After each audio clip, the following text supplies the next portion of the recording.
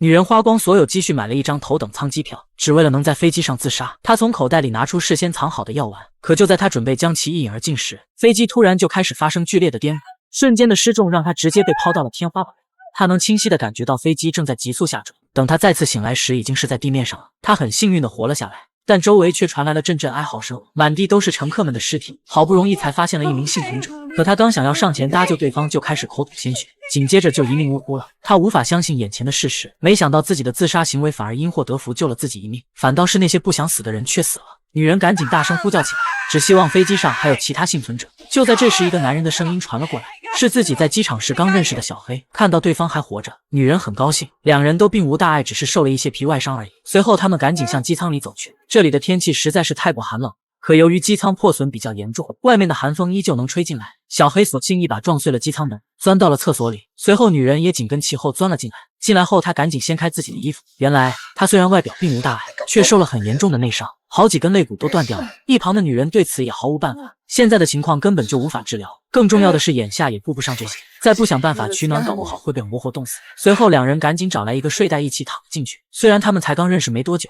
但现在却是生死相依的伙伴，是彼此的依托。外面寒风呼啸而过，他们紧紧相拥一起取暖。等身体暖和些后，他们开始清点物资，发现所剩的食物和水只足够支撑2天的，两人必须要找到更多的物资，因为眼下根本就不清楚机场那边是否得到了飞机出事的消息。可就在第2天醒来后，女人的抑郁症犯了，开始变得狂躁不安起来。原来她天生就有自杀倾向，这是一种遗传的病。她的爷爷和爸爸都是死于自杀，所以从小到大她就有一种感觉，自己总有一天也会这样。曾经很多次她尝试过割腕，但都没有成功。这次本来打算在飞机上吞药自尽，却没想到遇到了空难。女人想要开门出去透透气，却没想到门竟然被冻住了。她想尽了各种办法，也无法将其打开，这简直就快要把她逼疯了。随后她拼命地用脚去踹，结果还真踹开了。当呼吸到外面的新鲜空气后，他才感觉到了一丝的舒畅。可紧接着他就发现了一件可怕的事，没想到才仅仅过去一夜，积雪竟然将整个事故现场都覆盖住了，就连乘客们的尸体也都被冻住了。不过这样一来，尸体也不会腐烂。看到这一幕，他不由得悲从心起，明明想死的人是自己，可反而却活了下来。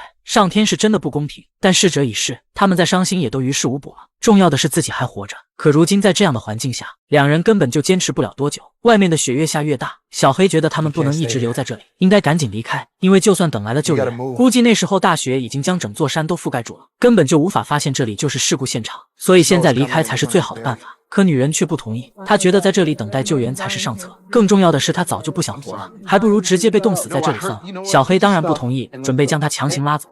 Let's go. Are you kidding? Is this some kind of like attention getting thing where you want me to beg you or something? Because if so, I really don't care. Just get out. are you serious? Please, just stop being an asshole. 听到这话，小黑一气之下便直接转身离开了。但当女人看到对方真的走开后，却又后悔了，接着就连忙跟了上去。小黑其实并未真的离开，一直在原地等着他，而他其实也并不是真的想死，只是看到那些原本鲜活的生命因为一场事故瞬间就没了，心中不免有些凄凉，感觉死亡离自己是如此之近，若不是自己运气好些，或许也早就躺在了那里。两人就这样在连绵不绝的雪山上走了许久，也始终没有看到有人的存在。小黑深知在这样的环境中很难有人居住，所以他们必须要爬到下面去。女人却由于害怕打起了退堂鼓，见状她不由得嘲笑起对方来，之前还嚷嚷着不想活了，现在面对一点点的生命危险却害怕，没办法，她只好答应。就这样，两人在没有任何保护措施的情况下，开始徒手攀爬起这座雪山来，整个过程都十分的惊险，稍有不慎就会掉下去，摔得粉身碎骨。好在前面的路程都还比较顺利，但很快他们就遇到了一个难题，一座悬崖挡住了他们的去路。看到如此场景，两人都不由得打了一个寒战，旁边也无路可去。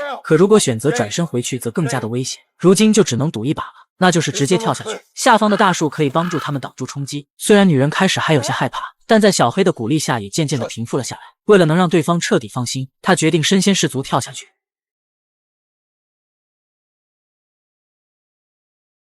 看到这一幕，女人不由得被吓出了一身冷汗。她不知道这个家伙是死是活，不过很快下方就传来了他的声音。见对方安然无恙，她悬着的心才放了下来。在做好心理准备后，她也用尽全力，毫不犹豫地跳了下去。在这棵大树的帮助下，他们都相安无事，只是擦破了一点皮。休整一段时间后，两人又继续出发了。他们穿过茫茫戈壁滩，然后又再次回到了雪山之上。途中，小黑无意间发现了一个山洞，就在他准备叫女人一起进去休息时，突然看到了可怕的一幕。他赶紧告诉对方快跑，原来是前方发生了雪崩。可当女人发觉时，已经为时已晚，雪崩的速度实在是太快了，瞬间就将他们两人吞没了进去。不知道过了多久，他才渐渐苏醒过来。另一边的小黑则在拼命的跑雪，试图找出埋在雪地里的女人。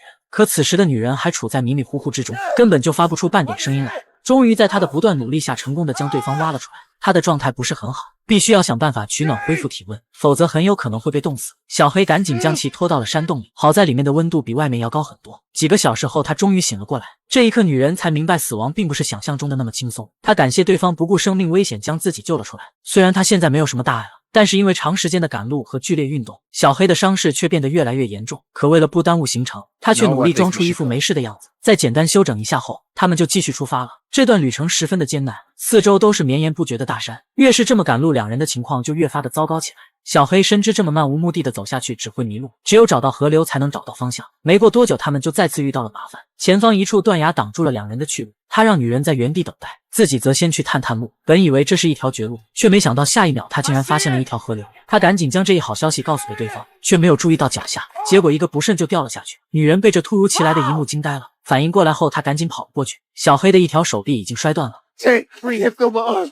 I can't feel my arm. Is it broken? Don't think about your arms. Just look at me.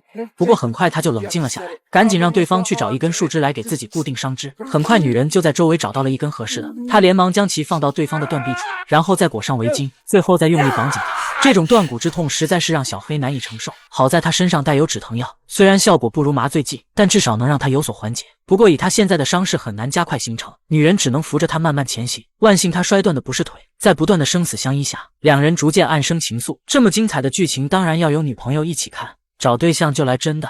上牵手，主打高学历高质量，全面信息多重审核，假人秒封。找对象掌握选择权，在欣赏你的人里面挑你喜欢的。找对象就用牵手。可随着时间的推移，小黑的伤势越来越严重，已经开始口吐鲜血了，俨然是不行了。他的整个腹部都呈现出了暗紫色。I think I'm dying.